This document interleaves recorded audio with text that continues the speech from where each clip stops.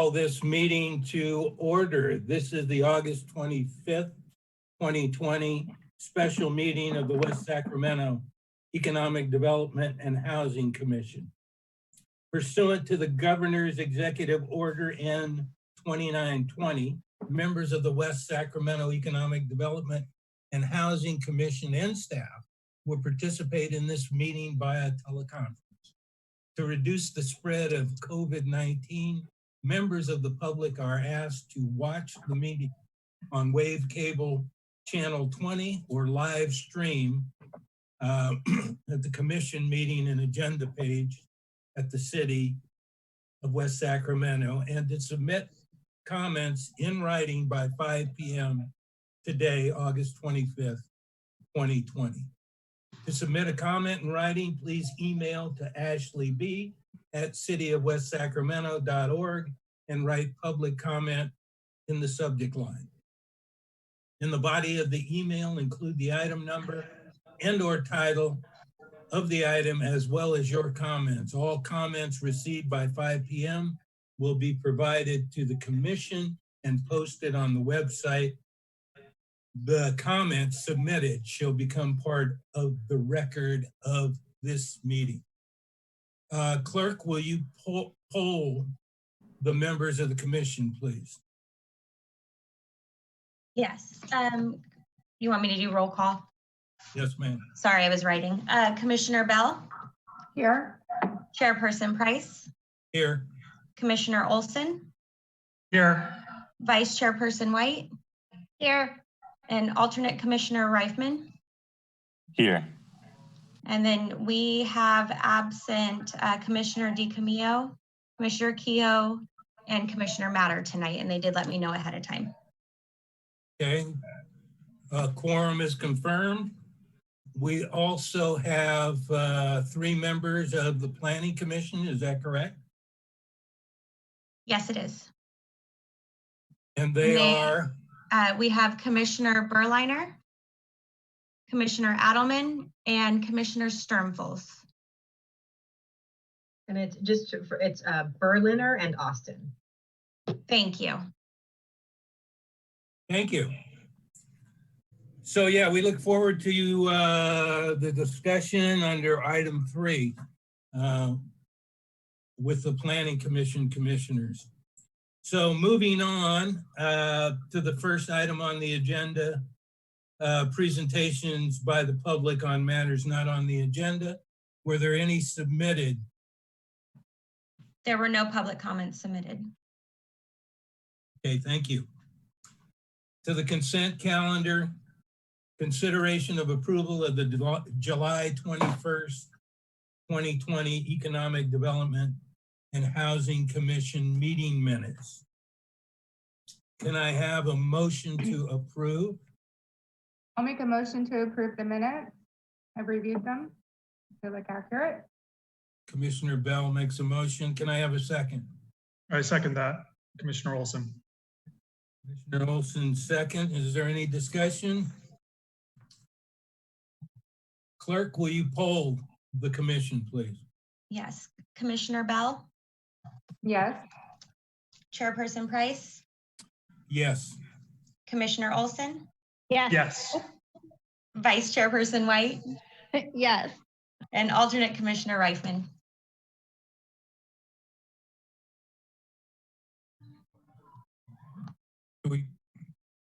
Commissioner Reifman?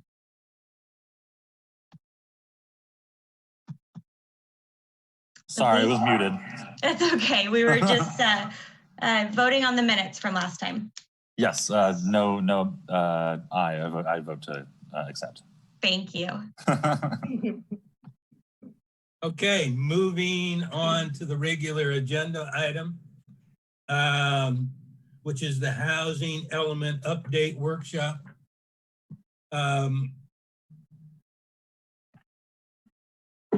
Mr. Ortega, are you going to introduce this item? Yes, I would be glad to. Good evening, Mr. Chairman. Could you turn your sound up a little bit, Mr. Ortega? Sorry. Let's see here. Can you hear me now? Better. Thank you. So good evening, Mr. Chairman and Commissioners, and welcome to our guest members of the Planning Commission. I'll start by thanking the Commission and your willingness to host this special meeting in order to move forward with the housing element update process. Understanding, of course, that time is of the essence for our project. I know this special meeting is made even more special with the circumstance of having our guest Planning Commissioner. But the goal of having our guest here tonight is to have the Planning Commission fast track, if you will, and get them up to speed with the project before we meet with them and ask them to make a formal recommendation to Council. I'd also like to mention that members of the public can continue to submit comments for the Housing Element Update project even after the meeting by visiting the project website and emailing us at housingelements@cityofwestsacramento.org. And with that, it's my pleasure tonight to introduce to you all this presentation on the 6th cycle update of the city's housing elements. So on April 22nd of this year, the City Council approved the contract between the city and AECOM for this comprehensive update to the city's housing elements and additional portions of the city's general plan. So I'd like to introduce to you Jeff Goldman, Project Manager, and Matthew Gherkin, Project Director for our consultant team. And I'll go ahead and turn it over to those gentlemen now to begin our presentation. Thank you. Thank you, Elijah. Good evening, commissioners. Hope you're all staying cool in our summer weather. We're going to present a two-part presentation. I will be handling the first part. Matthew Gherkin will be handling the second part.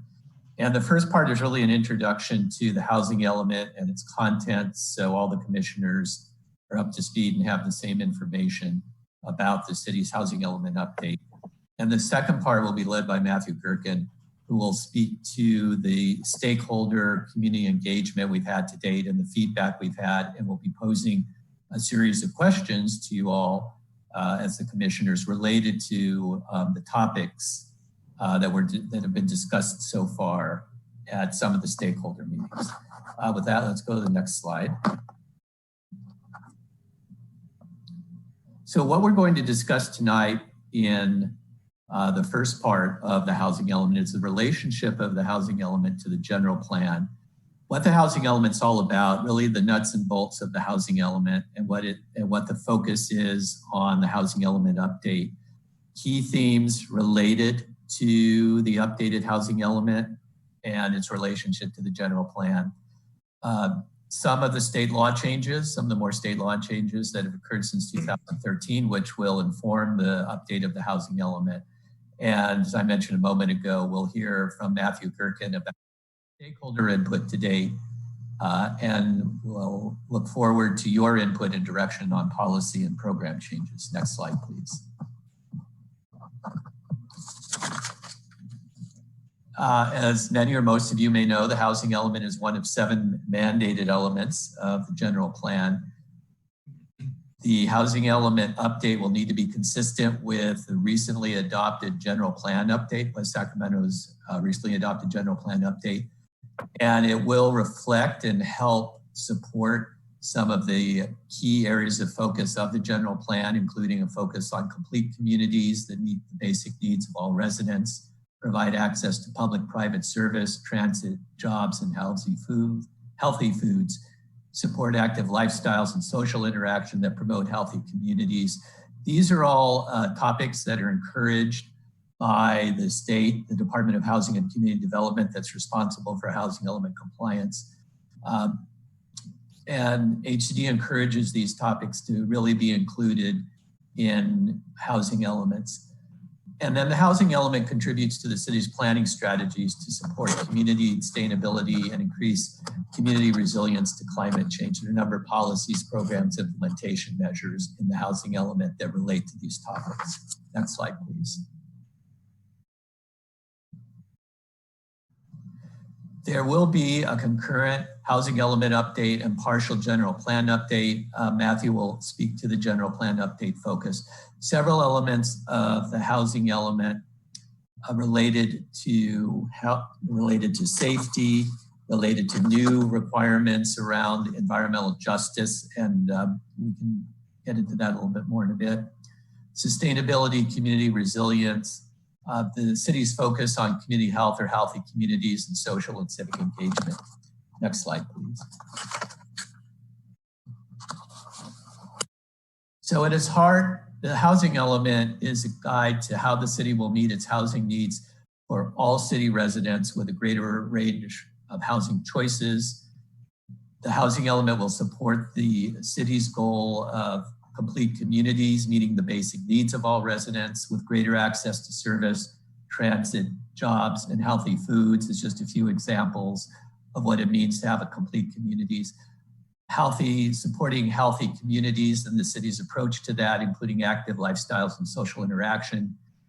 Focus on streamlining and incentivizing housing development. And some of the new state laws that I alluded to will relate to cities and counties providing incentives and streamlining the development review process so that more affordable housing in particular, but also housing in general, can be fast-tracked to meet the housing need. Public-private partnerships to preserve and develop affordable housing, and affirmative actions to further equal housing opportunity and contribute to environmental justice. Recently, this idea of equal housing opportunity and wrapping that in environmental justice has been rebranded by the state, and maybe some of you are familiar with this, as affirmatively furthering fair housing. So when we have a complete draft of the housing element available for review, you'll see that affirmatively furthering fair housing, which is how the state of California is branding equal housing opportunity. Next slide, please. The general plan key themes of neighborhoods with strong identity and character connected to the city as a whole, of greater focus on public-private partnerships to increase the affordable housing stock, apply affordable by design options, and we can discuss what that means a little bit later if any of you are not familiar with what affordable by design means. Streamlining and incentivizing housing development, increased minimum maximum zoning densities. So among the changes since the 2013 housing element was adopted is state requirements for minimum and maximum zoning densities in order to meet the test of having adequate sites to meet the housing's needs. Development by right to accommodate the city's regional housing needs allocation. And again, if any of you are not familiar with what that means, we can, in the Q&A, we can talk about that some more. And identify additional funding sources and strategies to create and preserve affordable housing. Next slide, please.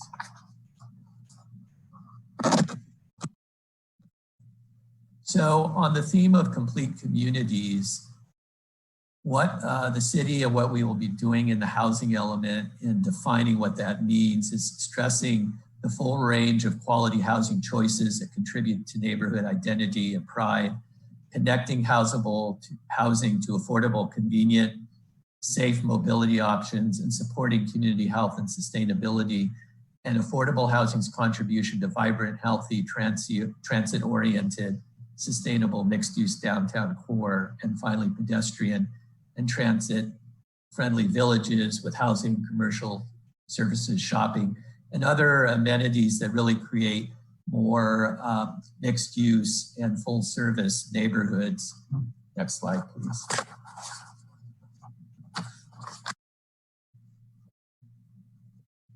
Among the state law changes I alluded to a few minutes ago that will be informing the housing element update are a greater focus, as I mentioned a moment ago, on streamlining housing development approval and allowing more housing by right, meaning housing that doesn't involve conditional use permits. That would be under specific circumstances where that's appropriate. Funding, identifying sources of funding to create and preserve affordable housing. Some of the funding tools that were available to the city, such as redevelopment, are no longer available. And so now we have to put more of a focus on finding new financial tools and sources that can help with providing affordable housing. by right housing development on specific sites, again, to streamline and fast track housing development and affordable housing development. Density bonuses, which the city has a density bonus program and ordinance, and accessory dwelling units. These would be dwelling units that might be a small separate unit within the footprint of a larger home, or a separate unit on the same lot as the primary residence. And the city finding ways to fast track approval, permit approval, and to help facilitate more accessory dwelling units as a type of affordable housing. Rental inclusionary housing ordinances and affirmatively furthering fair housing, as I mentioned a moment ago, the idea of expanding on the theme of equal housing opportunities. Next slide, please.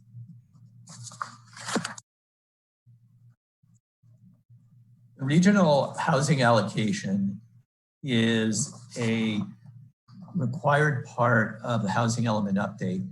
And that process is performed by SACOG, the Sacramento Area Council of Governments. And based on an initial regional allocation provided by the California Department of Housing and Community Development for every county in the state, the metropolitan planning organizations or councils of government, of which SACOG is one, as they're called, then has the responsibility to take the number that is provided by HCD and then to allocate that among the cities and counties, in the case of the Sacramento area, the SACOG region. And so for West Sacramento, SACOG has given West Sacramento a goal of showing how it can accommodate, with this housing element update, almost 9,500 new residences that are broken down by affordability, very low, moderate, and above moderate income. And you can see in the box to the right that almost 40% of the total units that the city of West Sacramento is expected to accommodate fall in the category of very low or low income. So that's a significant percentage of the total. Moderate income, 1,722 units, and above moderate income, almost 4,100 units. So about 40%, a little over 40% of the total. The allocation, the regional housing needs allocation, is intended to ensure that each city and county has a workable strategy for showing how it can accommodate these units and the criteria for meeting the adequate sites test from the state of California. Next slide. This is just a quick graphic showing our estimated timeline for preparation of the draft housing element, each iteration through review by the California Department of Housing and Community Development, which is a mandatory review prior to adoption. And assuming that this updated housing element meets all of the state requirements as certified by HCD, then a final housing element that could be adopted by the city council. And right now, our schedule for that, starting with the current month, would have us complete that process by or before the end of May 2021, so May of next year. There's been quite a bit of preparatory and technical and other work that's been going on for the past few months, but this timeline shows the estimated elapsed time for the actual housing element document itself, including the technical work that goes into the housing element. Next slide.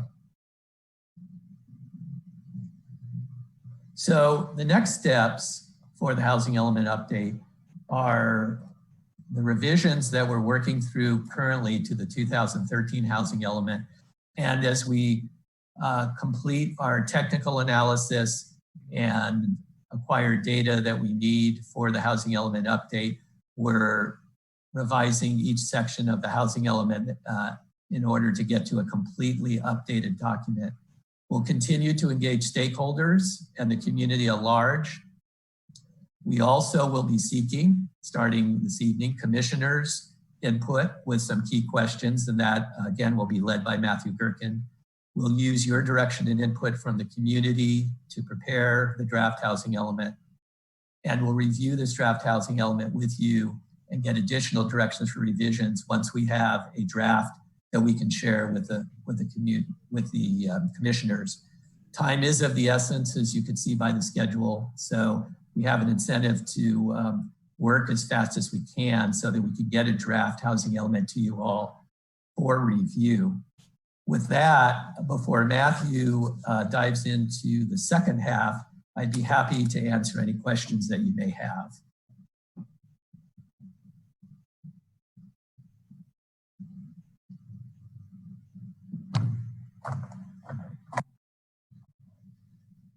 I am not. Yes, I don't see any. I'm not hearing any, so is it okay if we have Matthew take over the next half of the presentation? Please. Okay, Matthew, it's your turn. Thank you, Jeff. Thank you, Elijah. Thank you, Mr. Chair, members of your commission. Thank you, Madam Chair of the Planning Commission and our special guests. We're going to take a moment here to start to get your input. For the balance of the discussion tonight, I encourage you to interrupt through the chair with your questions, with your input, with anything else that you have. Want to make this back half of the discussion be more of a two-way conversation. As Jeff mentioned, we've received some stakeholder input and we've done some analysis, and we're beginning to work through revisions to the housing element policies and programs. We need to start that now because of regulatory deadlines. And so we're going to walk the commissioners through some questions now to get some initial feedback and direction. Given our schedule constraints, we are prepared to stay here as long as it takes to get all of your initial feedback and direction. The housing element covers quite a lot of ground, a lot of technical material, a lot of different topics, but we have tried to boil this down to a few key questions. But obviously, if we have forgot to pose questions that you think are burning, feel free to offer those as well. As was mentioned, the housing element update has and will have outreach to decision makers, to stakeholders, to advocates, policy advocates, service providers, and the broader community. We've already heard from a stakeholder group that included affordable housing providers, service providers, housing law experts, and representatives of other organizations, and we have received some very valuable input. First, we've talked to a lot of folks already, but we wanted to ask you, what specific organizations or individuals do you think we should be sure to contact, be sure to engage for input on this update to the housing element?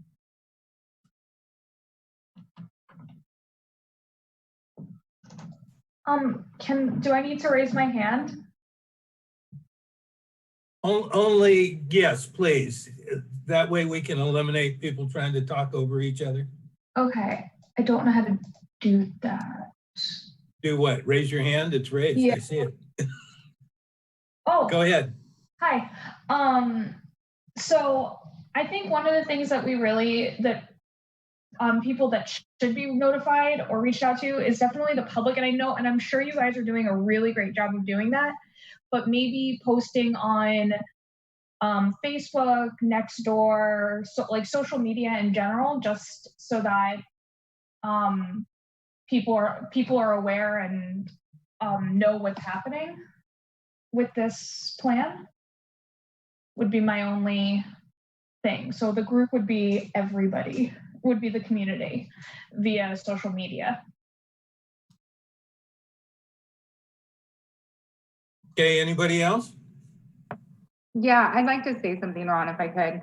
Go So ahead. I agree with Aria and her recommendation that we sort of solicit the community and perhaps do some workshops one of the things that I think is so important that our city could do is this concept called social value investing, where you have stakeholders that have a social value for the success of a project and a long-term vision and support for whatever projects we do put in place. So there's a book that I had read, and a lot of the successes, I think the studies were in Brazil or something, and there was a lot of corruption. And anyway, what this group did was they met with the communities that, you know, that have needs, and found a way to create a partnership and include the funding with the support of the social fabric to sort of fill in and hold the pillars up while the foundation was set through, you know, the elements of the city and developers. So I think you're right on, Aria, as far as I think that's getting community involved. We have a really amazing, engaged community, and a lot of people that are concerned about social equity and about food deserts and finding those mixed use programs, or, you know, and I think one of the other things that have changed since 2013, when this first plan was in action, is the whole idea of tiny houses. And maybe we could do home ownership at a bargain for somebody to help improve the social investment of our community members and have them more tied to that investment of their tiny house. Maybe it's their first house, but it's better than, you know, an apartment or some other non-permanent, non-investment housing situation. So that's Commissioner about White, please. You're on mute, Commissioner White. I cannot get my mouse over to the unmute button. All right. So thank you, Matthew, for all of your hard work. And I'm probably going to give you 10 groups that you are already on your radar. But the first is certainly to bring this to the Chamber of Commerce, Economic Development, and Government Affairs, and get input from a broader group of business owners who also mostly live here. The second is the folks at the Valhalla Motorhome Park, which is over at the end of Lake Washington Boulevard. Largely senior citizens who are living in a place that's kind of left off to the side and forgotten about, and they have really valid input. Third is going to be with our Russian community. And as I'm sure you know, the Big Baptist Church is a great center of their community. And the fourth I'm going to recommend is the, I'm going to forget the whole long name, the Antioch Greek Orthodox Church that is at the end of Jefferson Boulevard. They too are a very unique community with a large number of residents, and also in a unique situation that's going to be very much impacted by housing. And the last stakeholder group I'm going to suggest engaging with is the folks that are writing the next round of energy codes, because the energy codes are looking to be so stringent in 2022 that it is going to definitely impact the ability to build affordable housing. So there's my list. Thank you, Commissioner White. I'd like to add to that list property owners in the existing housing element. There was a land inventory map. I don't know if the owners of this land have been talked to. I've talked to a couple of them myself personally, who wonder why they can't sell their land, or is the city really helping landowners and developers, or are the fees too high? Those kinds of questions. And of course, you already have housing providers, so I assume that's Mark Friedman and other builders in the area. Anybody else have? Chair Price, can I comment as well? Please. So, hi, folks. Thank you for letting us crash your commission meeting. Bernadette Austin from the Planning Commission. And I'd like to acknowledge Mr. Goldman, too, just as a little bit of background. Mr. Goldman and I worked together for several months on a project for the Urban Land Institute on West Sacramento's waterfront. So he's got some local experience here. I want to highlight something as we start this discussion, and that is West Sacramento is relatively small, and yet we got a really significant proportion. From what I recall, I think Sacramento had the largest and West Sacramento had the second largest amount of RENA allocation for our entire region. And you see that in the numbers. So to give you a sense, we're looking at increasing our housing stock. If we have 50,000 residents, I mean, we're talking about increasing our population by 20, 30% by these RENA numbers. So we really need to think about that. That's going to patently change the fabric of our community, and it's going to mean that we need to really look seriously at density and transportation options, which includes active transportation. So I'm excited to see that included in there. So for this particular question, again, sounds like you're already reaching out to housing advocates, which I think is really important. I love Commissioner White's recommendation of reaching out to mobile home residents. That provides de facto affordable housing. As we talk about, the sexy new term is affordable by design, and yet mobile homes have been affordable by design. So that is existing housing stock. How are we maintaining that? Are we able to replace that type of housing stock to serve that type of population? She also referenced the Russian-speaking community, which is important, but I'll take that a little bit broader and talk about multi-generational households. We have a lot of multi-generational households, and that's not limited to a particular ethnic group or even socioeconomic demographic. We see a lot of grandparents living with their adult children and taking care of their grandchildren. We see a lot of boomer generation having their adult children living with them. So we have lots of multi-generational households, which are necessarily going to look at different types of housing structures. And then the last one I'll talk about is really addressing our unhoused population. So I think it'd be great to reach out to members of the Downtown Streets team and see what perspectives they have, particularly as we're trying to think about our very low and low income residents. So thank you for this work. Thank you. Any other comments on this question? Matthew, I'll turn it back to you. Thank you. Excellent input. Next slide, please. So now getting into the key questions that we posed to the stakeholder group, thinking it will probe additional discussion here. The first is, in the housing element, we look at all the different constraints to housing production, regulatory constraints, market constraints, and anything affecting housing production. So we asked the stakeholder group, what are the most important constraints to affordable housing development right now in West Sacramento? Here are some highlights of what we heard. The cost of affordable, meaning deed restricted, income restricted subsidy for affordable housing, that cost, and the loss of resources that are available for affordable housing production, the loss of redevelopment and the requirements for affordable housing, as well as the revenue streams from TIP, tax increment funding that went along with redevelopment. West Sacramento has done better than maybe any other city in replacing redevelopment and financing for infill investment in the core, but the loss of redevelopment as an issue. The need for more local resources for replacement of redevelopment. There was a suggestion to expand the local housing trust fund.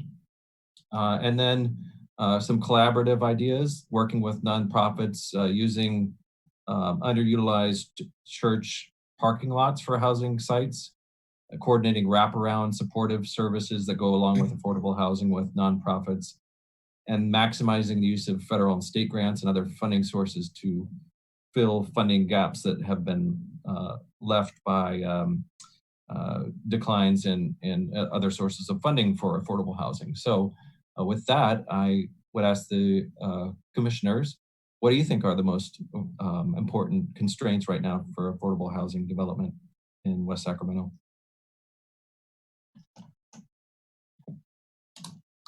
Andrew. Mr. Chair, thank you.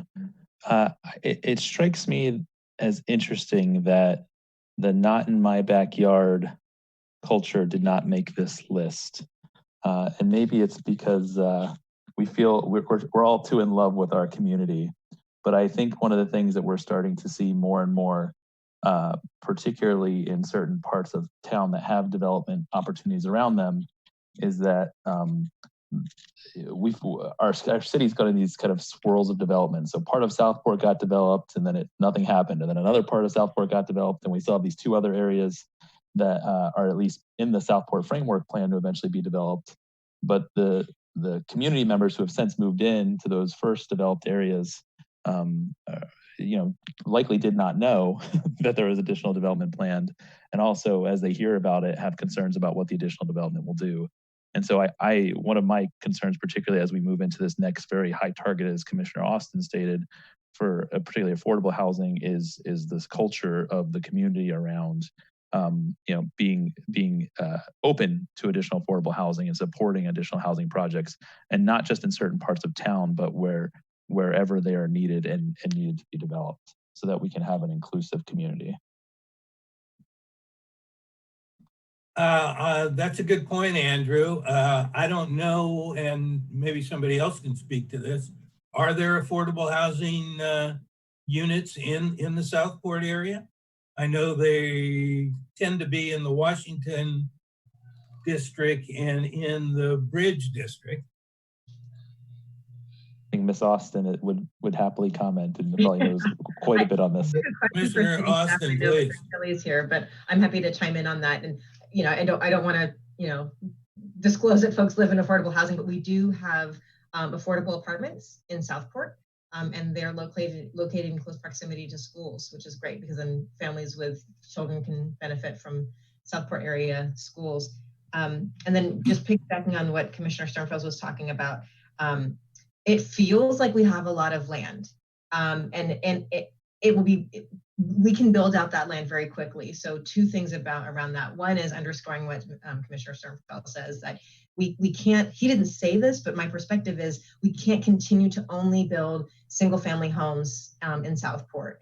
It's going to be really important that we have a denser model. That doesn't mean that we need to have high rises, but that our community really needs to be prepared for and understand that we're going to see townhome style, maybe some garden style apartments. It's going to look a little bit different, but it should still fit within the character of our community. So just kind of bracing ourselves for that and understanding that development moving forward may look different, and we'll have different types of homes as we build out those areas, and also continuing to look at the infill areas. There's so much focus on the waterfront. We have a lot of small vacant parcels, and it's been something that I think has made me and my fellow commissioners on the Planning Commission very happy to see, that we have developers who are willing to develop smaller parcels on infill sites. And we'll continue to see that, people developing on, to give an example, many of us may live in a home with like a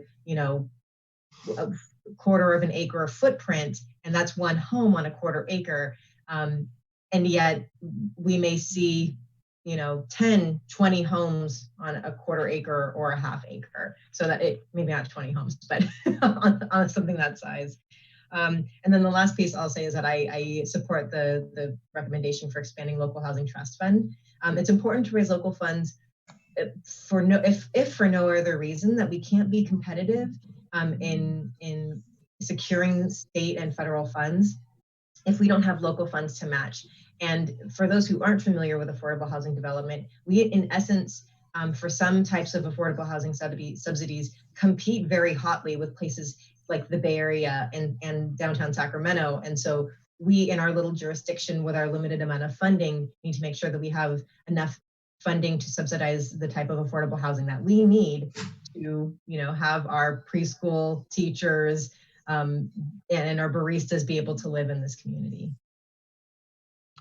Mr. Price, Mr. Chairperson, if I could just quickly answer in terms of affordable housing in Southport. We do have an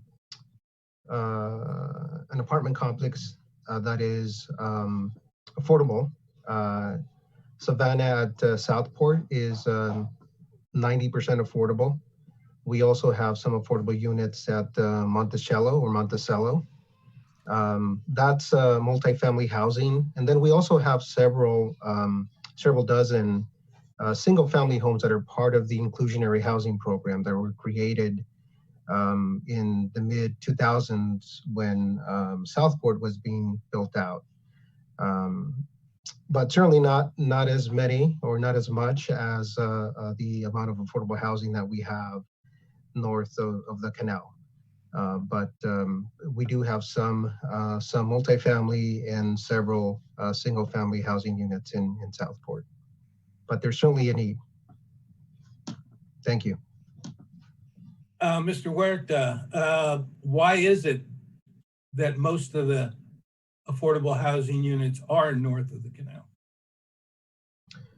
Well, I think part of it is because most of our affordable housing was built in the early 90s, late 90s, and early 2000s, when most of what was being developed was in the north of the canal. Recent affordable housing developments have been in the Bridge District as well. So the Rivermark was built as the first project in the Bridge District. We also have West Gateway Place that is in the Bridge District. So those are the two newest affordable housing developments, and they've been built in the areas that have a lot more development or have had more development in recent years. Certainly because of the housing market collapse a few years ago, there was very little to no development in Southport, and that hasn't really recovered up to this point. Okay, thank you. Any other comments, commissioners? Commissioner White. And I saw Commissioner Olson had a comment too, so we don't want to lose him. Matthew, I'm really surprised to see that none of your stakeholder groups said impact fees, because I sure hear that all the time. And that's not just at the city level, but it's also Caltrans impact fees and state level impact fees. The other thing I think is really a constraint, and we touched upon this, is the fact that we are a constrained area. And if you want to leave this area, you have to cross a bridge at some point. And to absorb almost 10,000 new homes with our current bridge layout is going to be ridiculous. Thank you. Commissioner Olson, you had a comment, and then Andrew? No comment from Andrew. Commissioner Olson. Yeah, Commissioner Price, my question was answered. Thank you. Commissioner, okay. Okay, Matthew, I'm going to turn it back over to you. Thank you very much. Next slide. So we asked you what the key constraints were to housing development now. So here's the corollary. By the way, I like to do this in public workshops involving the public. If we identify a problem, then usually the rule is, but you have to identify a solution as well. So here we go. We heard about some key constraints and a little bit about some ideas to alleviate those constraints, but I wanted to open the floor for additional ideas along those lines. We heard from the stakeholder group a few ideas, including to the idea of impact fees, if that's a constraint to housing development, the idea of assessing fees in some different way, instead of just on a per unit basis, perhaps a square footage basis, being sensitive to the type of housing and its impacts as a way to potentially reduce the impact fee load for new compact or affordable housing development. Matthew, has there been a fee comparison with adjacent jurisdictions? That will be a part of I mentioned the constraints section of the housing element. So that will be a part of the constraints section where we'll try to go side by side to illuminate that issue. Yep. Commissioner Olson. This was a question that was asked a number of months ago, but with all of the rebuilding over fires, so the contractors are pretty busy at the moment. We have a number of fees for developers coming in to build here. Do you have an average for what it costs per square foot to build a multi-unit place in West Sacramento?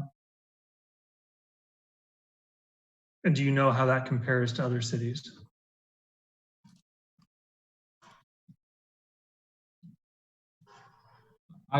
If the question is directed to me, I don't know that off the top of my head. Obviously, there are a lot of factors that come into that. Land costs can be very different from project to project. The city can assist sometimes with infrastructure costs and frontage improvements for certain targeted housing developments and other developments, which would affect the overall cost.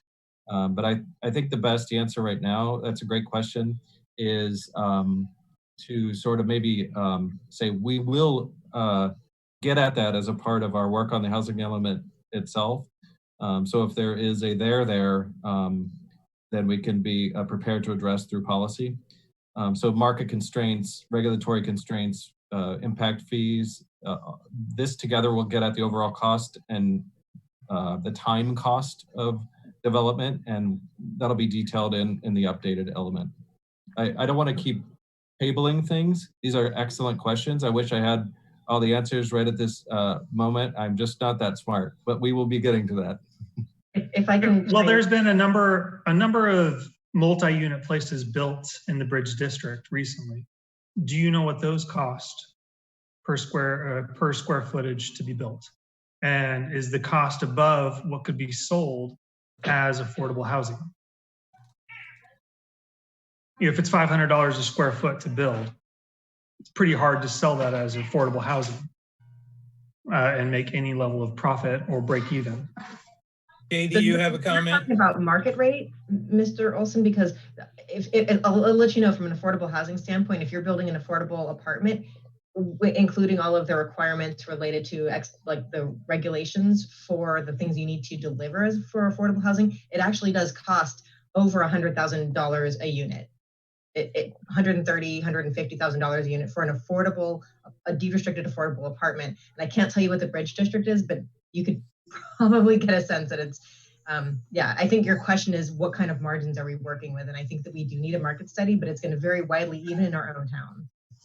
My question is to a developer, what does it cost him to build here? And I just think that's an area where we've had so many places built that are multi-unit that we could probably get a good sense of what it costs to build. And so I'm wondering if that is a answer we know. We probably have some recent pro formas, especially for the affordable projects that have occurred, where we could grab details along those lines. Raul and Elijah are still on the line, I believe, and maybe we could put together some spreadsheets and get more pointedly at that question. Katie, you had a comment, please. Yeah, I mean, it depends on the building type. So the building type, is it, podium park? Does it stick over concrete? Is it all steel? So that has a huge relationship to the per square foot cost. But if I can just speak very generally, it's running between $300 to $400 a square foot for a multifamily. Any other comments? Commissioner White.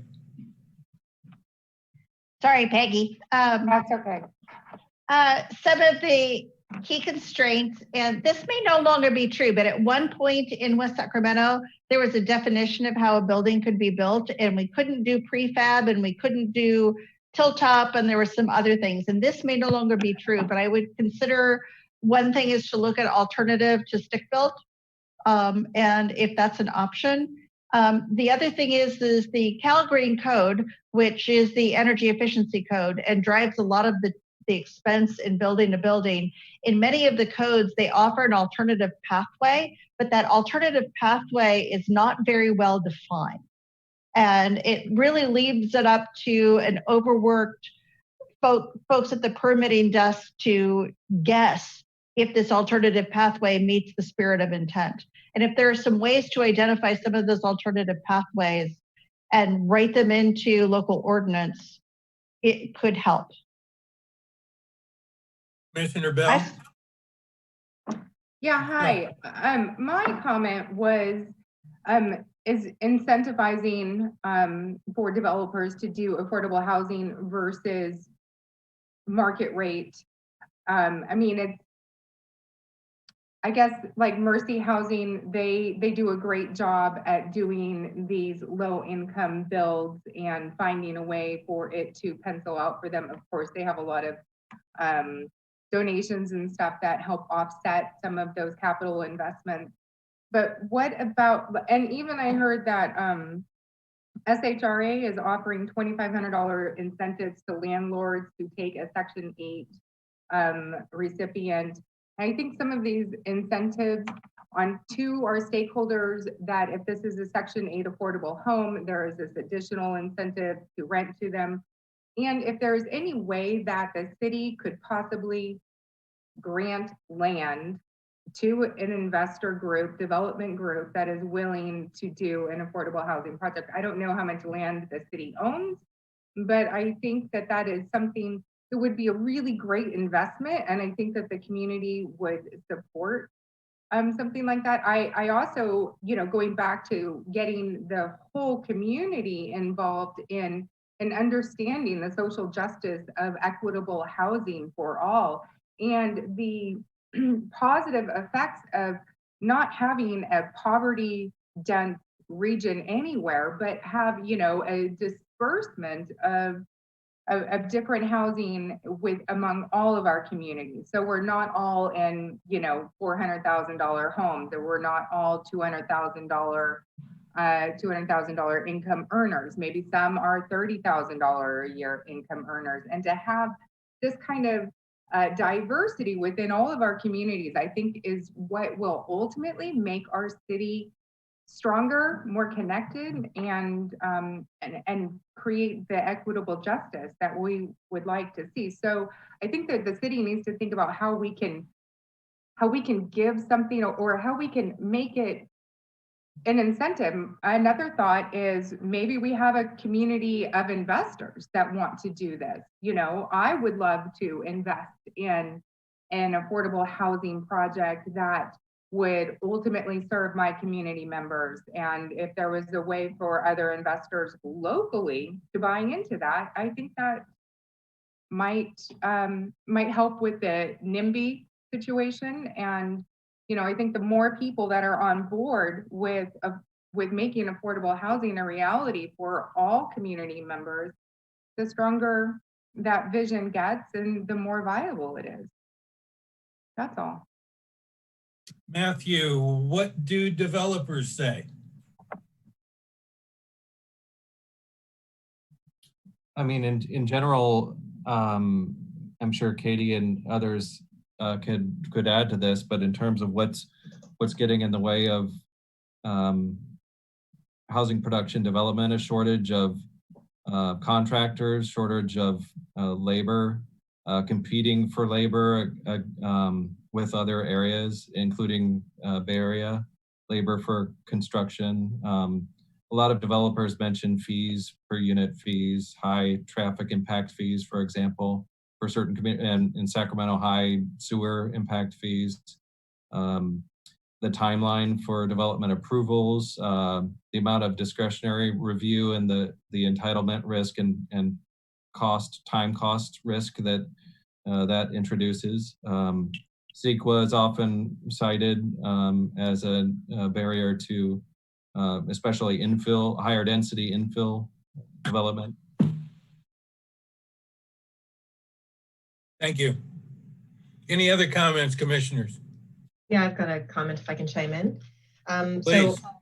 So a couple things. So I look at financing and I look at policy. So my financing list, just piggybacking on this question that we were just discussing, a colleague of mine at UC Davis has talked about looking at purchasing cooperatives for construction. And I bring this up because when you have major fires, there's major rebuilding that goes on.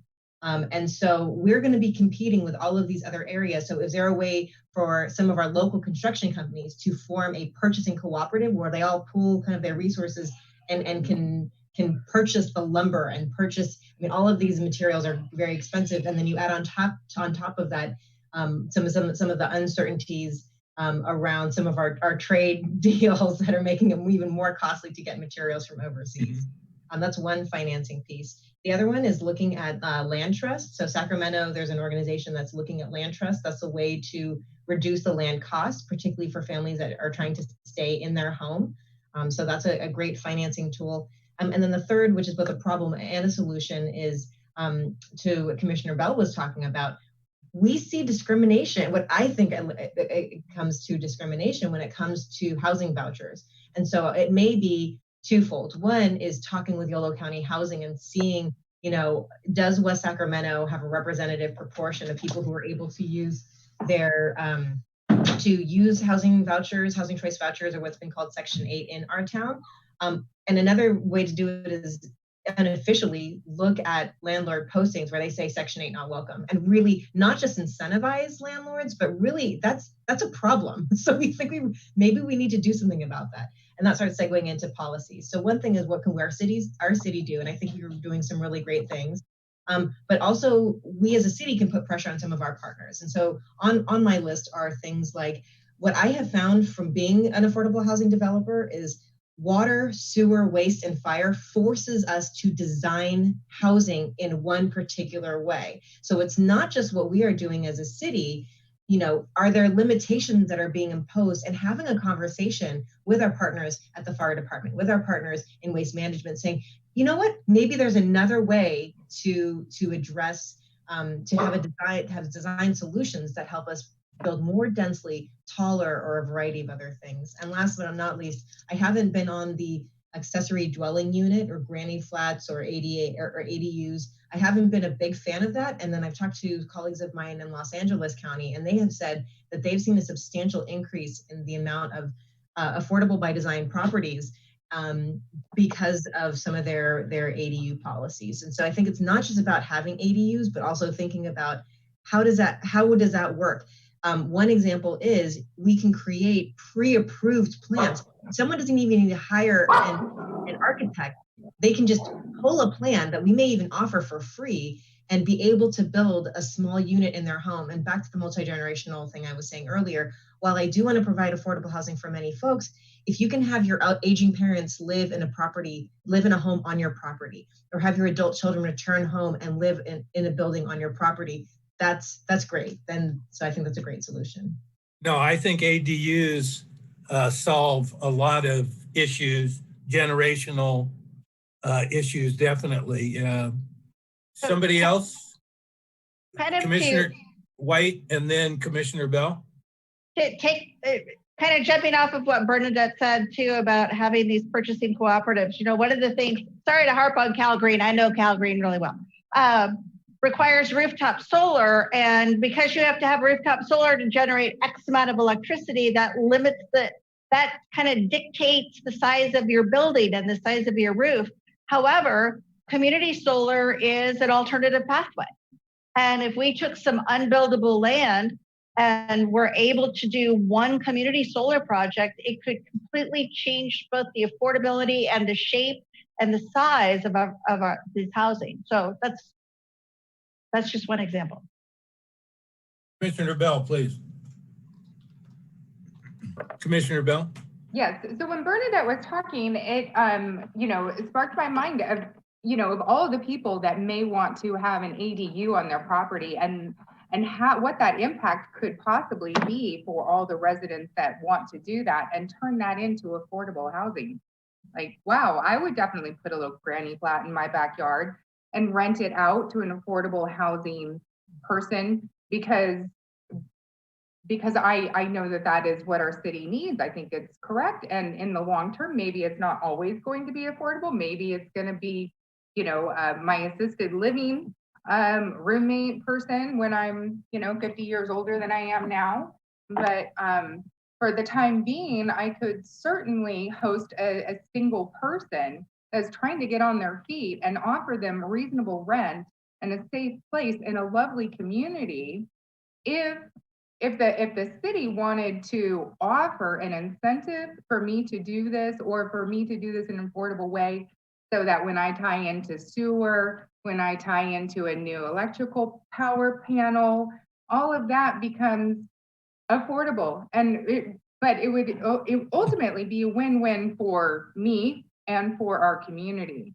And I think it's focusing on those win-wins and what we already have in that would be easy to do. Adding a little granny flat in my backyard is a lot easier than doing 100-unit multi-use apartment building that may take years and years to do. And of course, you know, I'm not going to get 100 people, but we could, if we had 100 homeowners that would be willing to do that, we could increase our affordable housing by 100 units. That's all. And along with that, I'm an advocate of these ADUs being accessible. Again, having a multi-generational family, you can live in the big house, and as you age, you can move to a smaller house that has a roll-in shower, handicap bars, an access ramp, no stairs, and vice versa, depending on your needs and your needs for accessibility. So, any other comments? Mr. Chair. Andrew, please. Thank you. Just to maybe probably pull together a couple of different points I've heard. In terms of the question about what the city could do to alleviate some of these constraints, one thing I'd like the city and us to consider as we think about this process is not just incentivizing affordable development generally, but incentivizing affordable development that leads to home ownership. Because as Raul was listing off the number of projects, and I was thinking about the number of projects that have been developed, they're all rental projects. And we've had housing, we have individual units that are affordable, but we haven't really done some major affordable development that's ownership based. And so I'd really like to see how we can incentivize ownership properties. I'm a big fan of the accessory dwelling unit process. And when you think about developers telling you how hard it is to develop property in this community, particularly affordable development, imagine what it is like for the normal citizen. To understand the permitting and all the processes and the fees associated with adding an accessory dwelling unit, having to deal with all the utilities and all those pieces. So another thing I think the city and we should discuss or consider is streamlining a process for the creation of ADUs for homeowners, if that's the case. If we're going to use that as an effective strategy, we've got to make it easy for people to use, or else it'll be too scary and too much and too expensive to get started. And you shouldn't have to hire an attorney or an engineer just to understand the process if it's something we want to support. And then the third, I agree. Good point. I just had one more point really quickly, Mr. Chair. I apologize.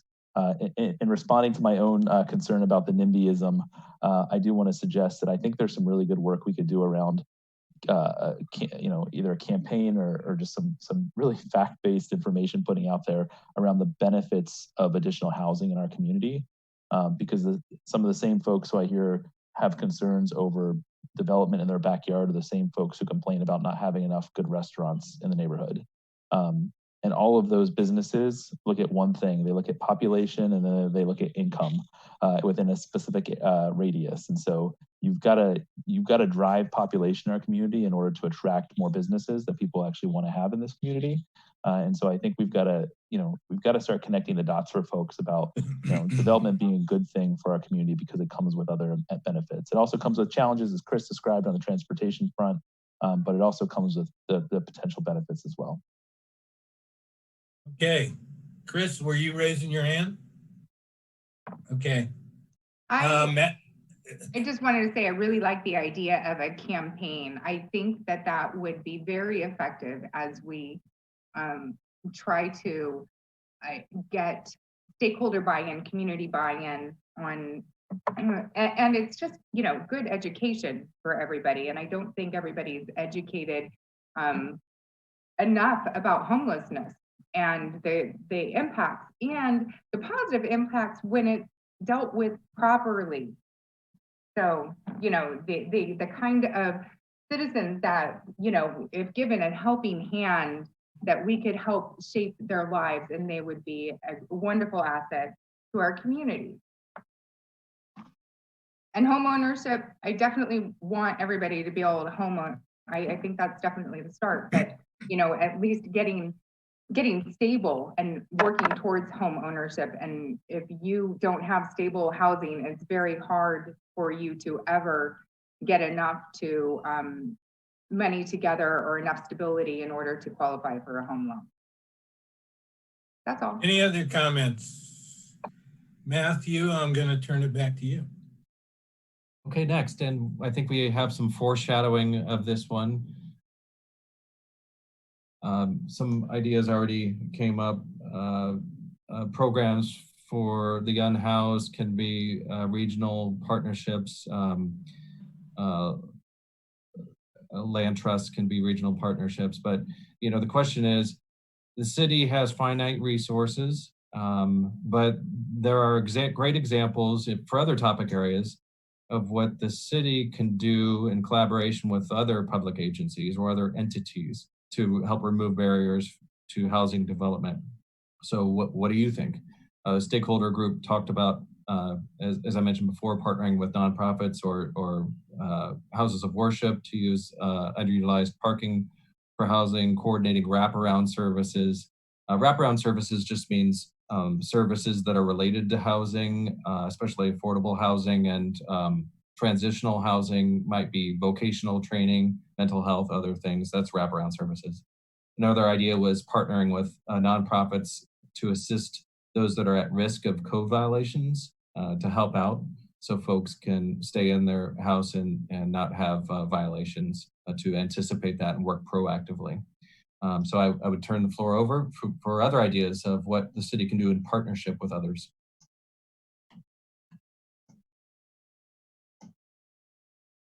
Commissioner White. Oh, you knew we'd have a comment. So I think we're looking here at nonprofits and wraparound services, but I don't think we're looking at the for-profits. Our city is filled with a bunch of, or has several buildings with flat roofs that were built in the 1950s. Capitol Bowl is one, Results is Trading Gym is another one that would be ideal to build on top of. Build on top of.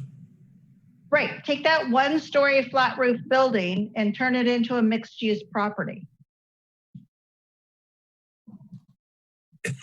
You need to assess the foundation before you start. You know, there's certain building code requirements. I agree, but let's figure out how we engage our existing businesses instead of just our nonprofits, but how do we engage our existing businesses in this type of thing? I think that's a really interesting, creative idea, Chris. I like it.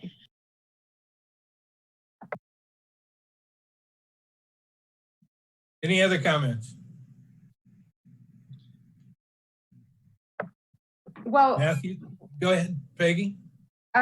So stakeholder groups, I keep coming back to, we all have neighborhood groups, and within these neighborhood groups, there are some really strong community ties and bonds and people that want to collaborate and do good.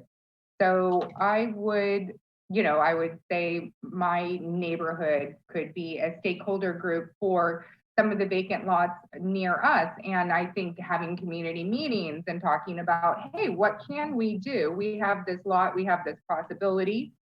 And, we need affordable housing. What are your ideas? I think that an untapped stakeholder is community gathering meetings and discussions, and as part of the campaign process to sort of everybody is aware of the devastating effects of homelessness, but it's not an untreatable situation.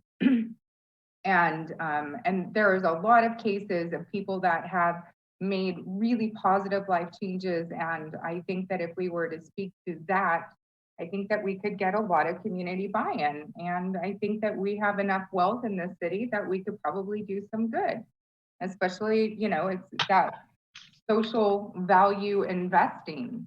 And I like the idea of going up on some of our flat top places. I also wanted to say that our industrial space is not part of the vacant land, but it is some serious underutilized property, and would love to find some sort of retrofit for these office places to become habitable for housing. I mean, why not? Any other comments?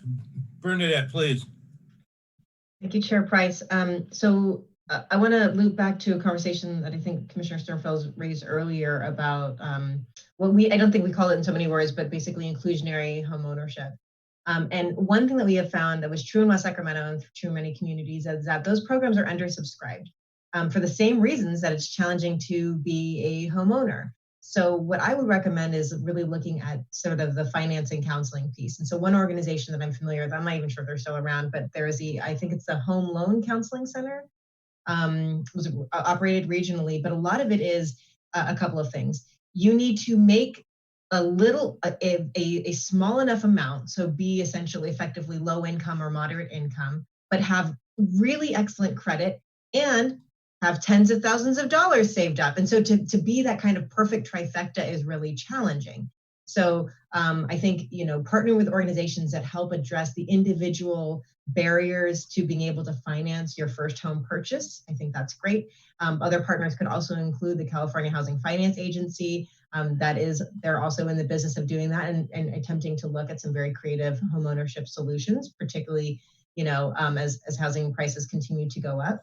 And so that's one piece. The other piece that I'll talk about, and I'm a little bit worried to say this in a publicly in a recorded setting, but we had a major issue after the housing crisis where communities like Natomas, no one really talked about it, but West Sacramento, where you had real estate investment companies come in and purchase homes and they're renting them out that would be perfect first-time home buyer homes.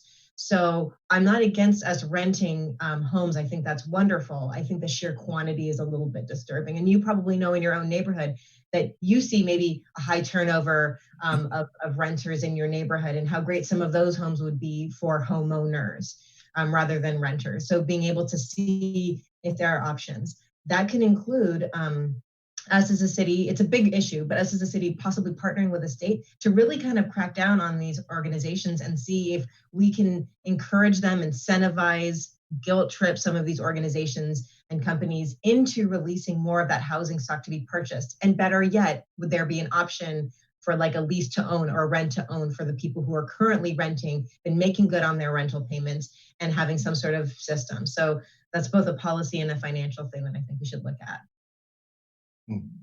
Comment. Any others? Matthew, moving on. Okay, this next segment, there are 3 slides of stakeholder input. So I'll move through all 3 of them and then pause for your input. The last housing element and other housing elements were developed during a time when there were increasing housing costs, there were affordability challenges, many of the challenges that we've talked about already.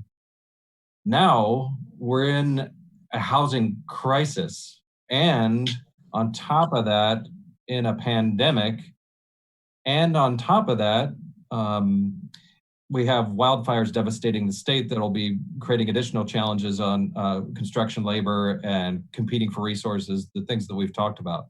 This perfect storm. So how should we be looking at revisions to policies and actions differently given the grave situation ahead? So what we've heard from the stakeholder group, rental assistance to many communities have done this, rental assistance or programs or incentives to avoid evictions, expansion of the local housing trust fund we already talked about, maybe in addition to reducing impact fees where possible, delaying the payment of impact fees until later part of the entitlement phase, maybe certificate of occupancy, waiving or reducing fees for affordable housing. Next slide, please. We also heard ideas if there are regulatory incentives related to impact fees or density bonuses or parkland whatever regulatory incentives there are should be tied to some amount of affordable housing provision. We also heard an idea to emphasize homeless diversion. That just means programs that get in to try to prevent homelessness before it happens rather than address it after. We've talked about incentives for accessory dwelling units, ADUs, to make them accessible for folks with disabilities. We've also talked about further streamlining. I like the ideas of making it understandable, not to an engineer, not to a lawyer. What are the steps? What are the clear steps for accessory dwelling units? Next slide, please. I think this is the last one. Yes, okay. We also heard from the stakeholder group focusing on housing development near services such as medical facilities to get to the idea of existing mobile home parks providing existing affordable by design options. The idea came up of introducing zoning changes that would require public hearings or require a process if the existing mobile home parks were to be converted or proposed for conversion to some other type of use. And then finally, focusing, not just on housing development, but on preservation of existing affordable housing, such as that is provided throughout the city and the different mobile home parks. Is that it, Matthew? Is that That's your it. presentation? That's it for the question, yes. Any comments, commissioners? Further? Commissioner White? Matthew, I'm surprised that converting motels into housing, permanent housing, didn't come up.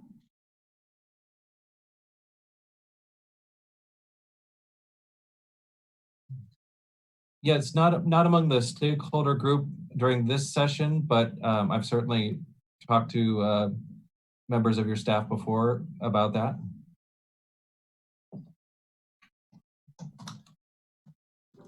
Commissioner Bell? So the Project Room Key that the state of California has been actively working on in order to get our homeless off the streets during this COVID epidemic. I know that DGS has been busy buying up motels and hotels and things like that and converting them into affordable housing or transitional housing for homeless families. And we haven't really talked about the possibility of our existing hotel inventory and how we might be able to use those, turn those into, I don't know, some sort of ownership possibility for low and medium income residents. They're pretty well located, easy access to public transportation. We've got restaurants and things like that near all of our hotels. So, and so I was just piggybacking on what Chris had said, and why that was not brought up from the stakeholders group. Andrew, please. Yeah, just a couple broad comments. The first is I think we need to approach policy with a lens of flexibility, especially given the context of the pandemic and the housing crisis. I think one of the things that we don't quite understand yet is what this pandemic is doing to in terms of how people are deciding to live. And there was a fascinating article in the Wall Street Journal just about a week or two ago about the flight of folks from the Bay Area moving to other parts of California because they no longer have to be where they work. And the specific story was actually about someone in the Bay Area who sold their, 1.5 million, 3-bedroom, 2-bath, 1,600 square foot house to move to Sacramento, where they could live mortgage free, still have good schools, still have a nice quality of life.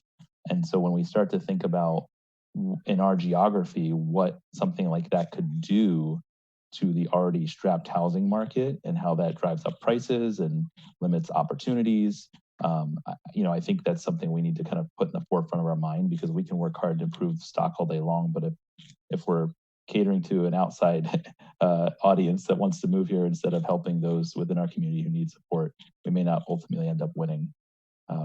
The other thought I wanted to bring to the table is the other piece around the pandemic that's really brought into light for me is the need for appropriate infrastructure, particularly when it comes to Wi-Fi and home internet. And, every kid in our school district right now is attending school, hopefully from home.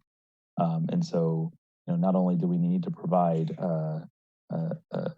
appropriate housing for families, but we also need to provide housing that has appropriate infrastructure so that to the extent this continues, and even if it doesn't, the kids can grow and learn and have the tools and resources at home and to be able to do that. So I think there's kind of a couple broader strokes as a result of the pandemic that I think become relevant when we talk about housing policy.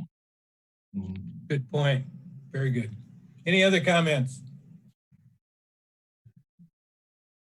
Andrew, you want to conclude, or? Excuse me, Matthew. Yeah. We just have two, let's see, I think two or three more questions. Maybe they will be shorter by way of discussion. So that Jeff mentioned and Elijah mentioned that, part of our focus here is on the housing element. But at the same time, we're considering updates to other parts of the general plan, including mobility and safety, climate resilience, environmental justice. And at the same time, we're also drafting a climate action plan. And city staff keeps reminding me and us that these topics are totally related to each other. Housing, mobility, climate mitigation, climate adaptation, resiliency.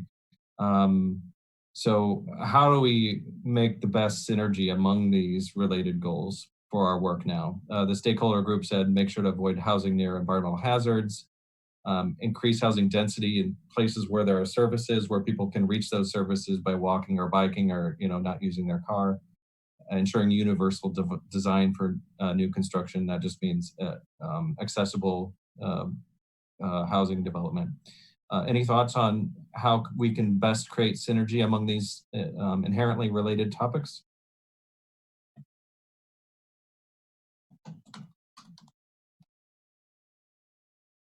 Or maybe another way to say it is, and this gets to a future slide, do you know of any communities that are doing this very well, where we could review their material and learn from others that are ahead of us in the cycle?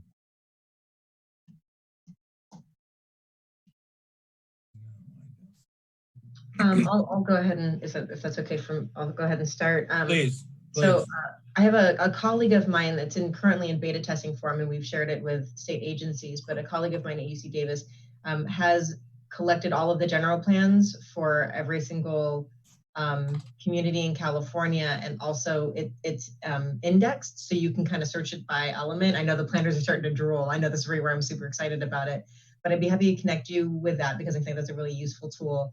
It's sort of like the CAP map for those who are familiar with the Climate Action Plan. There's a CAP map that kind of documents what is the different components of these general plans. So that's one thing that we're currently working on that I think would be valuable to your latter question. But I mean, this is not an easy question. How do you deal with all the things? Mobility, safety, climate. None of them are really straightforward. But I'll start with saying that what we obviously know is true is those same individuals and those same most vulnerable and disadvantaged communities in our own city are the ones that are facing all of them. So if you are located in an area where you have, particularly, low scores on Cal Enviro screen, are the same communities where we don't have really great walkability, bikeability. We're actually doing a lot of improvement on that end, so I think that's great. But historically, they're along transportation corridors, which gets to the last piece where it's often near the port, often near heavy duty vehicles. So they're all impacted in certain communities. And I would say that those are the communities that have sort of the least voice. They aren't necessarily aligned with religious or cultural groups. They don't necessarily have neighborhood associations, so they don't necessarily have those groups that can kind of support them or advocate for them. So that's a challenge in and of itself. And so not to speak in vague terms, but again, some of those communities along kind of the western side of West Capitol, the very few scattered residences that are located sort of close to the port, sort of close to Enterprise. There's a lot of communities around there that are just face a lot of challenges. So I think that we look at that, and normally I'm really a big fan of integrating land uses. In this particular case, I think that there's some areas like those areas that should remain industrial, possibly commercial or retail. But if you have areas with pretty poor environmental screening levels, we can look at remediation, or we can look at providing housing in areas that don't have some of those environmental challenges. So that's one piece. And then the other piece is, and I know this is again kind of beating a dead horse for many of us commissioners, is making sure that those communities that are growing, so that includes places like Southport and the Bridge District, we don't continue to fund and subsidize that work to the detriment of the important infrastructure and development work that needs to happen in our existing communities. And so making sure that we're continuing to invest in bike lanes and, internet infrastructure, broadband, like making sure that we're paying attention to that, parks, linear parks, lighting, all of those components that we approach holistically some of our existing and older neighborhoods. Thank you. Any other comments? Okay. Okay, so that takes care of the next slide as well. So let's go on to this one. So we've already kind of touched on this a little bit. You see some maps on the screen. Tara Austin just referenced the EnviroScreen mapping and modeling that's shown at the top here. It's basically some math and spatial analysis that combines vulnerability factors like income with environmental factors like exposure to air pollutant emissions, and puts it all together to come up with a score. The areas that are 75% or higher in that score are called disadvantaged communities based on state law. So you see at the top, that's much of the northern portion of West Sacramento. So with that in mind, geographically, we've already heard about scattered residences near the port, scattered residences that are near existing sources of diesel pollutant emissions, diesel particulate emissions, where there are heavy trucking. Are there other environmental justice concerns that the group thinks that we should particularly focus on, and what ought we do to do about that?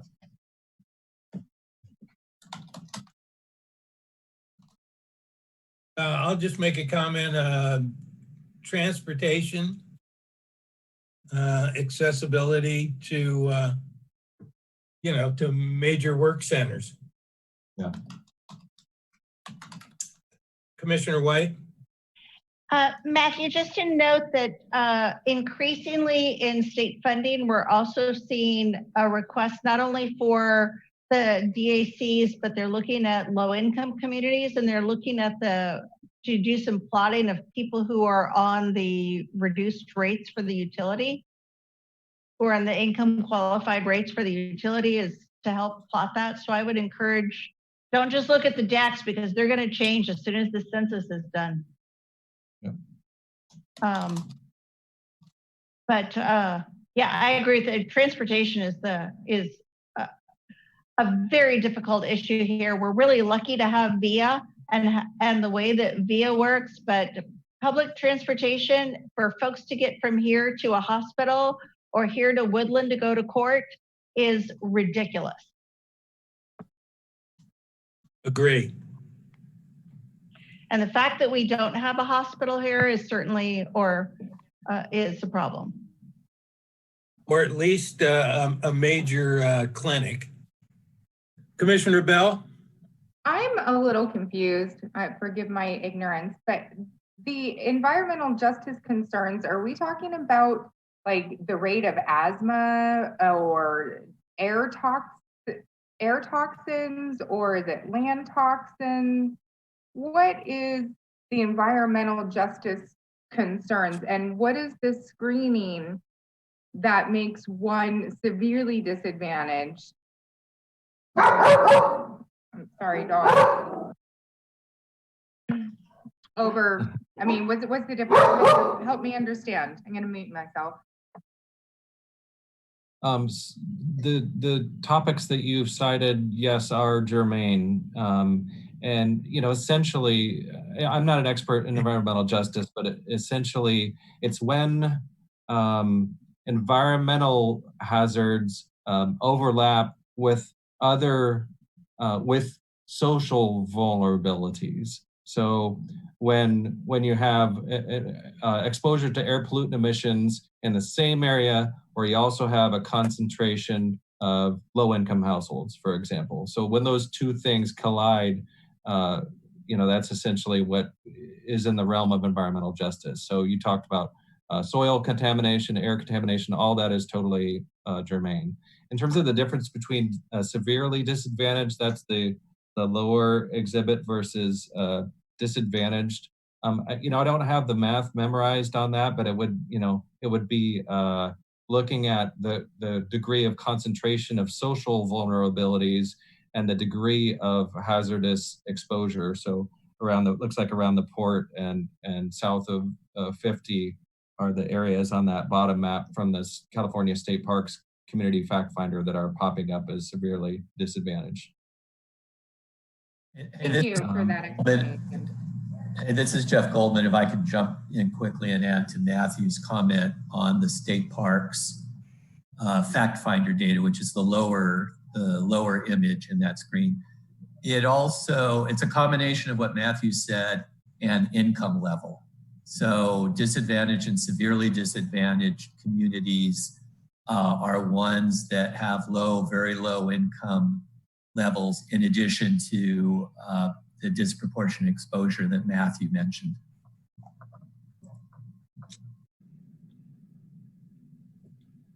Okay. Peggy, you have another comment? Well, it just also made me think about the quality of homes, and some of these homes in some of these neighborhoods do not have, you know, proper ventilation, or there's mold growing, or improper upkeeps and things like that, that would also further increase the environmental justice concerns, and, you know, and is directly linked to a person's wealth, most likely, or slumlords as another possibility. That's all. So I gotta say one more thing. You know, EJ started long before there was CalEnviroScreen, and it is the reason on that map that you see Highway 50 goes right through the middle of West Sacramento. Because long before that, it was, let's put in these major projects among the people who are least likely to complain. And I think that's the guiding factor for us, is who are our populations now that are least likely to complain? And you know, we have a lot of immigrant families. We've talked about that before. We have a lot of multi-generational families. Let's make sure, I think our top environmental justice concern is that we are not disproportionately affecting the people who are least likely to speak up. Those who won't come to a community, who won't complain about being treated unfairly. If I could just jump in, I mean, yeah, Commissioner White, you nailed it. so a lot of it is, I mean, I couldn't have said it any better. And I work with environmental justice experts. So yes, nicely done. I'll have to send them a clip of your video.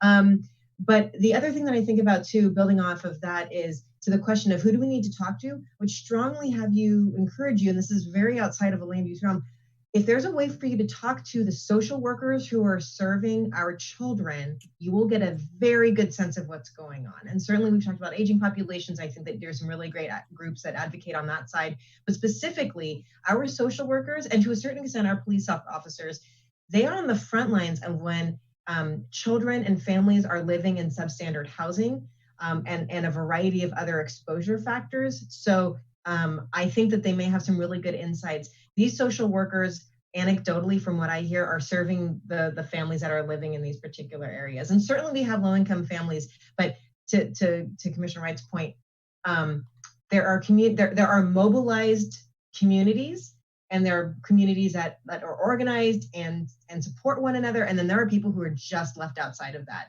And so those are the folks that I'm talking about who are just really living in those severely disadvantaged communities. And so if you're trying to get a sense of that beyond like some of the churches and the service groups we've talked about, I think that talking with the social workers for Washington Unified as well as Lighthouse would be a good insight for you. Okay. Matthew? Thank you very much. So this is the last question that we have on the next slide here, and we've already talked a little bit about this, but in addition to deed restricted, income restricted, affordable housing, we've talked about affordable by design, quote unquote. How much should we focus on that given finite resources that are available for housing subsidies, if we should focus there? And how can we do this? Affordable but by design, just meaning, you know, everything else held constant, dense housing can cost less sometimes because the land can cost less. Again, holding everything else constant.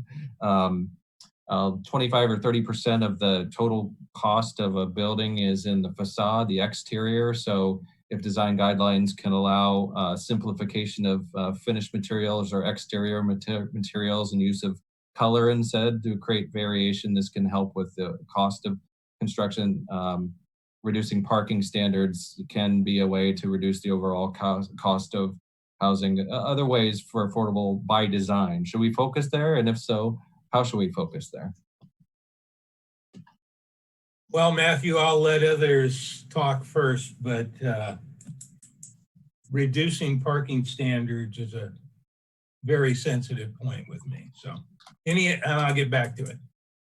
Any other comments from the commissioners? Commissioner Berliner. Thank you. So I was actually going to say that, especially in high density buildings and stuff and neighborhoods, I think that reducing the amount of parking is a good way to do that. And obviously you need to have the public transportation infrastructure to support a reduction in parking. You need to have not mobility as a service. You need to have the bikes, the scooters. Sorry, wait, I'm losing all the words. You need to have micro mobility options via public transit, just everything to support reducing parking. And I think that's actually a really great way to reduce costs, is not having to provide every unit with a parking spot. Any other comments? Commissioner Bell? I just think, you know, with the use of gig cars and with the use of VIA and the fact that a lot of us are using delivery services like Instacart or Amazon, I don't think that we have the transportation needs that we used to have years ago. And I think that we need to adapt. I think there's always going to be, you know, people that want to have their car near them, but I think this is an adapting time. The other thing is that with this pandemic and everybody learning how to telework, I just don't see transportation and the need for parking being as significant as it was 12 months ago. So that's my point. Commissioner White. Matthew, this is like a really heavy question because it can mean a lot of things. So when we're thinking about social services and addressing the needs of our community, should we put a priority here? Yes. If we're thinking about how we reach 10,000 houses as affordable housing, I'm not sure this is where the city should place its attention for this purpose, for the purpose of the housing element. And I'm also really confused about, should the city accelerate the production of affordable design? Does that mean that the city's role is to be fast tracking permits, to be doing these things about saying this plan is approved? So I'm not quite sure what that means. But overall, I would say for the purposes of writing a 20-year or 10-year housing development plan, I'm not sure this should be the city's priority for this purpose. Any other comments? Okay, I will, parking, as I mentioned, is a sore spot. I live in the Ironworks. Next to me is West Gateway Place, which is affordable housing. I'm not opposed to affordable housing, but affordable housing generates currently about 30 cars on the street, blocking the entrance to the Ironworks at times. It also attracts abandoned cars because there's so many cars, you can hide an abandoned car up amongst the other cars without licenses. I've gone on Connect and turned in a number of cars. There's phase 2 of West Gateway Place that is planned. And part of that project is going to eliminate 14 existing parking spots. The neighbor who owns the property at 840 Delta Lane has just posted his property because cars were parked on his property, which he's trying to sell. It was a former truck repair yard. So in other words, reduced parking in theory may look like a good idea, but overnight, you're not going to get people who are mainly essential workers who don't work from home, who can make money by being an Uber driver.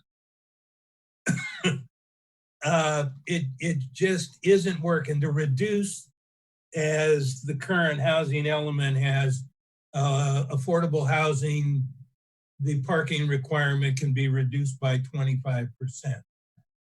I went to the Planning Commission and I spoke about phase 2 of West Gateway Place. My projection, based on the percentage of cars on the street now in relationship to the units, I project the need for 95 additional parking spaces. There is a parking lot, a city parking lot across Tower Gateway. And I see that parking lot being completely full. I believe there's only 75 spaces there. During construction is going to generate construction workers who are going to take a majority of the parking spaces just for the footprint of the building, the people that are parked on the street, plus the workers. So in theory, it may look good, but essentially the parking just gets passed on to the community, the surrounding community. And one of the commissioners made the comment of not in my backyard. Not in my backyard when there's cars, some of them, are less than in repair. So it's incentive for who? For the builder. He gets away and just passes it down the line because, again, the cars don't go away. People nowadays are going to have a car. They're going to have a cell phone. And they may be low income. They may be moderate income. But again, essential workers don't commute, telecommute. Those are my comments. Thank you. Any other comments? Hi Commissioner guys. Commissioner Bell. Affordable by design. I think that I really like that term. And I think that we have a lot of new, creative, pre-manufactured pieces to creating affordable by design homes. And I think that we should look at renewable resources and, and quick production and cost efficiency. And I think that if the city has in its housing component general plan restrictions on that, I think that will ultimately harm our efforts of good in creating as much affordable housing as we can make for our city. So I think that stick and mortar is not always the most efficient, is not the most cost effective. And I would highly encourage that the city would allow alternative, like for instance, for the ADUs, you know, a modular structure or a prefab sort of unit, I think would make a whole lot of environmental sense and sustainability sense. Commissioner Austin, please. So just to reiterate, I've talked about it before, but for this particular question, I want to capture a couple of things. One is, if given an option, I would advocate for more investment in deed restricted affordable housing. It has more staying power. I think we need a lot of that. Say that again, please. That I would advocate for, so this is the question is, given finite resources, should affordable by design, how I read this question is, affordable by design, should that be a priority? And my answer is no. I'm imagining aligning with what Commissioner White was saying, that there are other things we'd be interested in. And I'm just saying that I would like to see investment in deed restricted affordable housing, for example, like a local housing trust fund. So that is how I would like to prioritize the funding. I will say, however, that two things around this affordable by design that feel like a good use of and a good and efficient use of money.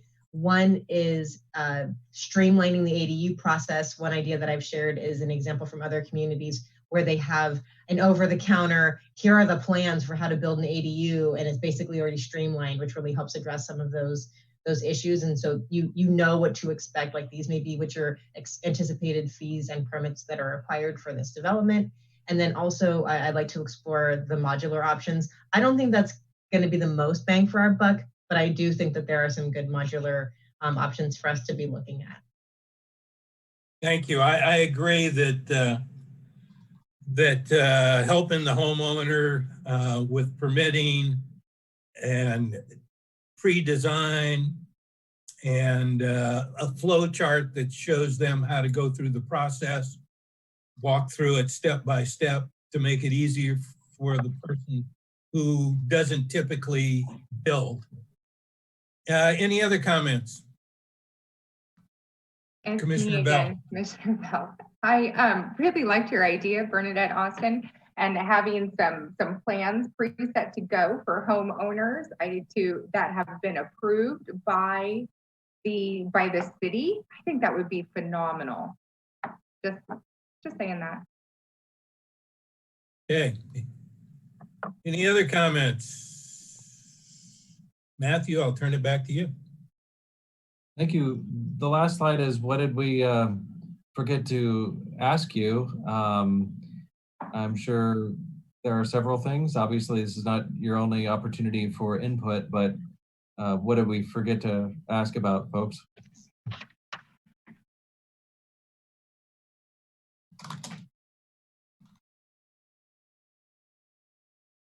I'm personally good. Commissioner Austin? I think we've hit a lot of the pieces. One that I'll highlight, just reiterating what Commissioner Sternfeld says, broadband infrastructure. That's huge. That was an issue to begin with. So just, is there a way that maybe we can partner maybe with, I don't know, but I think that there are some really good options to address broadband as what I see as a critical infrastructure. Because it's related to employment and education. And then the other piece is open space. I think that's really important to talk about. So interestingly enough, I'm talking about density and infill, but we need to make sure that we're investing in parks that really address the needs of our community. The popularity of linear parks for people of all ages to walk their dog, to ride their bikes, people with wheelchairs and roller skates can all use them. So I think that's something to kind of look at. Open space that includes linear parks. And then also, again, I've been harping on density, and I think that's important, But something that people love about living in West Sacramento is that there is still open space. And so I'm saying we're going to build out a lot, but is there a way to really preserve in a beautiful way our waterfront? I'm seeing so much more usage of the barge canal. You know, there's so much opportunity for us to really embrace our along the Sacramento River and American rivers. So I want to make sure that we're doing that as we continue to build, making sure that we're acknowledging how important open space is. And this may sound crazy, but I would love to retain some portion of some of our, maybe it's not entirely rural residential, but really having that urban rural interface. So I want communities in the Delta like Clarksburg, et cetera, to be, you know, very agricultural, very open space sort of areas. And we need to have an appropriate buffer. We can't just have, you know, dense housing all the way to all of our borders. I think that I do like a little bit of our kind of ranches. I don't think that's where we're headed as a city, but there does need to be something of a buffer to our kind of that rural urban interface we have here in West Sac. Good point. The parks, I agree with you. Usually, typically, and that ends up being another developer cost. You know, there's a park fee. But I agree that a pocket park, linear parks are a definite asset to the community, and especially for young families, to have access to that open space is a very good thing. Any other comments? Commissioner Bell. Gotta unmute. I think that the only thing that we really didn't talk too much about is the food deserts and the availability of fresh fruits and vegetables, like in our northern area. I know we're well set up with Rayleigh's and Nugget here in the central area, but I think in our northern area, I know there's Ortega's, but I don't, and I remember in other commissioner meetings when we were talking about CDBG funds and some of the public had mentioned living in Broderick and in Washington District, the fact that they don't have a little grocery store to go to. And I think it would be really wonderful if we incentivized some sort of mixed use so that we could address the food desert that some of our northern communities experience or have mentioned to us. That's all. Okay, any other comments? Going once. Matthew, I'm going to turn it back to you, please. Thank you very much. I want to, I've spoken to a lot of commissions and councils and boards of supervisors before, over 20 years in my career.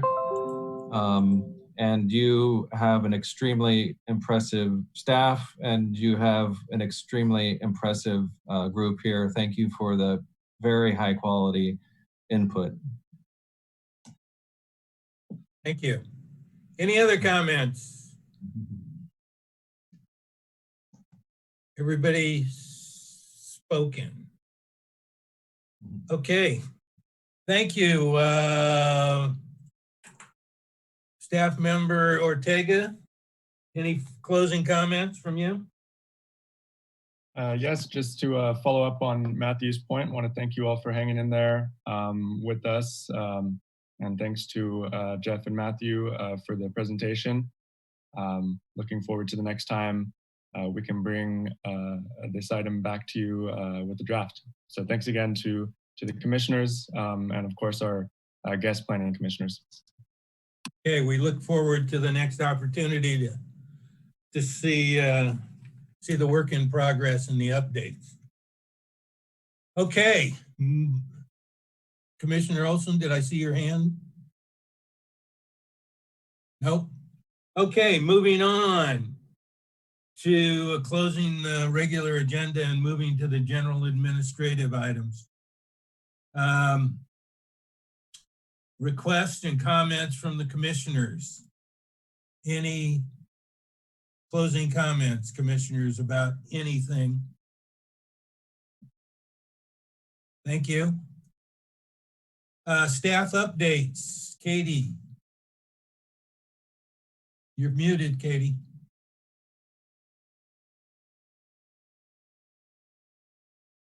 Good evening, Fair Price Commission members. I have no specific staff updates for the commission members tonight. Okay, anything to add to the calendar? No, at this point, the most city events are still being canceled into the future. So there is really nothing except for regular council and commission meetings on the city's. Okay. Can I have a motion to adjourn, please?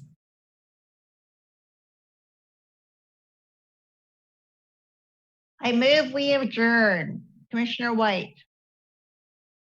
Commissioner White moves to adjourn. Can I have a second, please? Commissioner Bell, I second that motion.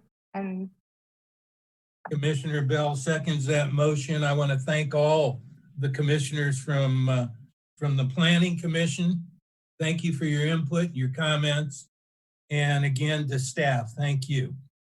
With that, I will adjourn the meeting. Thank you. Have a good night and a safe night. thank you, Chairman. Thanks, everyone. Good night. Good night. Thank you.